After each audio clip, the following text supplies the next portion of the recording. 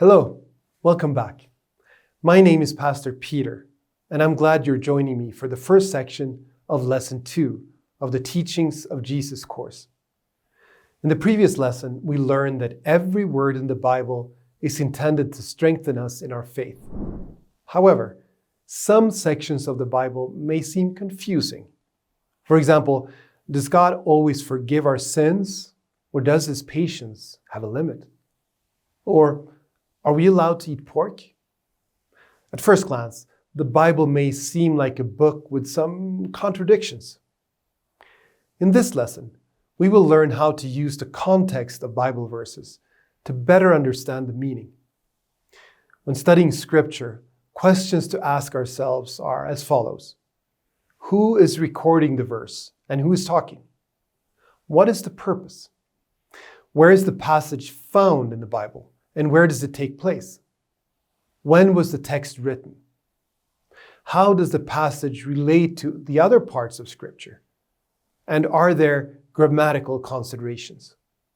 Who, what, where, when, and how are important considerations for understanding the meaning of a specific Bible verse.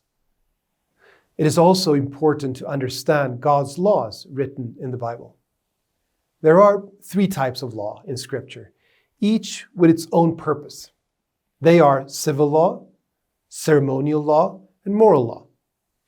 Civil law was written for the nation of Israel in the Old Testament. It established how the country should be governed. We no longer have to follow those laws because they were not meant for us. That doesn't mean we can't gain wisdom by studying them. It just means that we don't have to follow them today. The second type of law is ceremonial law. These were laws that directed the worship life of the Israelites in the Old Testament. Some of them include dietary laws, ceremonial washing, the Sabbath, tithing, and sacrifices. In addition to separating the Israelites and protecting them from the influence of the pagan nations, these laws had the specific purpose of teaching about Jesus, the promised Messiah. For example, the sacrifices offered in the temple each day point to the ultimate sacrifice, when Jesus offered Himself as the sacrifice for sin. Now that Jesus has come and has fulfilled those laws, we no longer must follow them. Colossians 2:17 says, "These, the ceremonial laws, are a shadow of things to come. Reality, however, is found in Christ." The third type of law is the moral law. The moral law is God's will prescribed for all people for all time.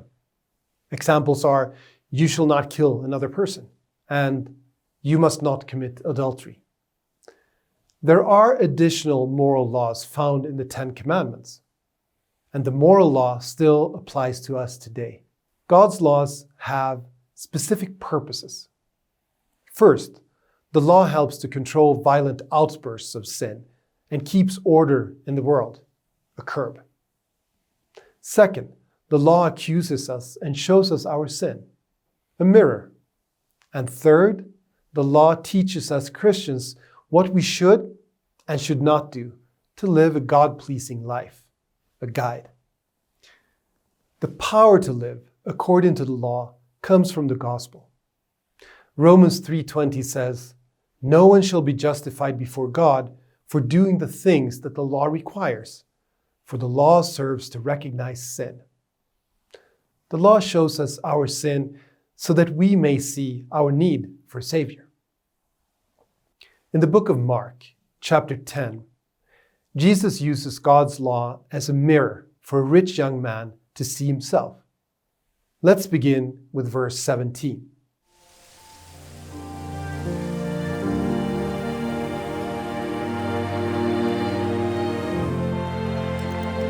As Jesus started on His way, a man ran up to Him and fell on his knees before Him.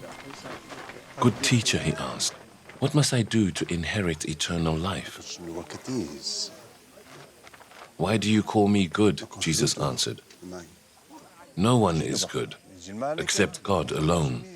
You know the commandments. You shall not murder. You shall not commit adultery. You shall not steal.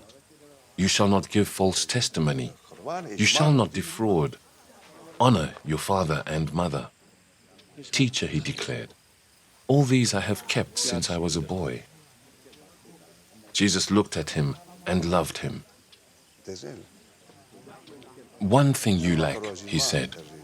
Go, sell everything you have and give to the poor, and you will have treasure in heaven. Then come, follow me. At this, the man's face fell.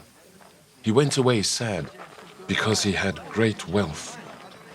Jesus looked around and said to his disciples, how hard it is for the rich to enter the kingdom of God. Jesus wanted the man to realize that he had not fulfilled God's law. He wanted him to look to him, not only as a good teacher, but as his Savior, and not to himself for salvation. When we realize we are all sinners, the law tells us what we deserve, the wrath of God and the punishment of hell. Every person, including believers, has a sinful nature that rebels against God and mistreats those around us. God uses the threats of the law to curb that destructive behavior, with a warning of punishment both here on earth and eternally in hell. For example, people will think twice before committing a crime because of the law, both in the form of the police and in the righteousness of God. The world would be an even more horrible place if God didn't use the law as a curb. The law as a guide only applies to believers because only believers want to thank God for his great love. How can I thank God? The law, as summarized in the Ten Commandments, guides me in how to show love for God and my neighbor. Those are the three types of laws and the three purposes of the law. One final note. Does obedience bring blessing? In one way, yes. If I control myself and don't use hurtful or offensive words when I'm angry, I'll get along better with those around me. However, my obedience to God's laws does not earn me a better position with God. Why? It's because God demands perfection, both in thoughts and in my actions.